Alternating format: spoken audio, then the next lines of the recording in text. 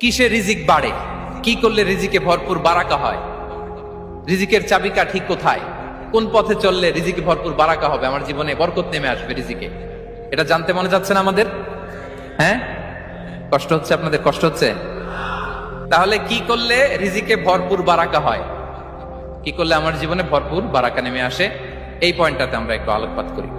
যেসব কাজ করলে আমাদের জীবনে রিজিকে আসমানি বারাকা নেমে আসবে, আমাদের রিজিকে আসমানি বারাকা নেমে আসুক, আমরা চাই কি চাই না? সবাই আমরা চাই নিশ্চয়ই। যে কাজ করলে রিজিকে আসমানি বারাকা আসে, এর এক নম্বর হচ্ছে তাকওয়াল্লাহ, আল্লাহর ভয়। আল্লাহ তাআলা বলছেন, ওয়া মাইয়াত্তাকিল্লাহা ইয়াজআল লাহু মাখরাজা ওয়া ইয়ারযুকহু মিন হাইসু লা ইয়াহতাসিব। যে আল্লাহকে ভয় করে, যে আল্লাহ সচেতন, আল্লাহ তাকে মাখরাজ, মাখরাজ মানে কি জানেন? ওই যে এক্সিট লেখা না এদিকে, এই এক্সিটকে আরবিতে বলে মাখরাজ, মানে কোথাও